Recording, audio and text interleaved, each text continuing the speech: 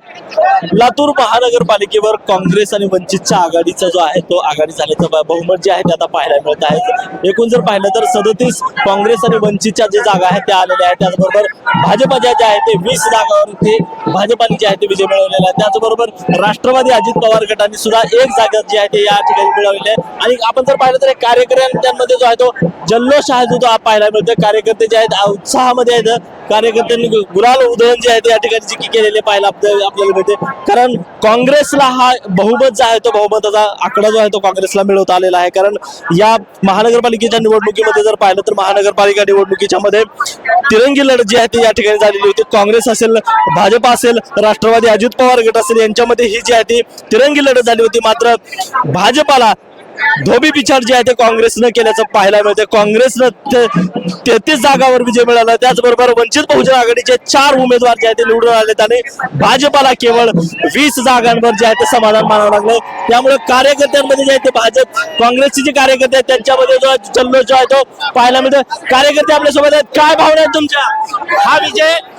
हा विजय आमचा अमित भैया देशमुख आणि वंचितचे बाळासाहेब आंबेडकर यांचा आहे। यासाठी कार्यकर्त्यांनी जी मेहनत केली त्यामध्ये बूथ प्रमुख समाजातील सगळ्या लोकांनी केलेलं सहकार्य आणि आमची मेहनत कामाला आली ह्याचा हा विजय आहे। काँग्रेस पक्षाचा, वंचित बहुजन आघाडीचा जय हो। तर पाहिलं तर भाजपकडनं कमळच्या घोषणा दिल्या होत्या। आता काँग्रेसला जो आहे ते बहुमत मिळालं। त्या रव्याला लातूरच्या जनतेने दाखवून दिली की साहेबाच्या आठवणी कुणी पुसू शकत नाही। साहेब हा काँग्रेसचा बालेकिल्ला आहे आणि राहणार काँग्रेस पक्षाचा कमळ कमळ कमळ असं म्हणते।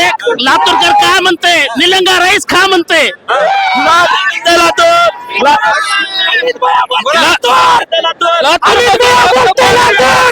भाजप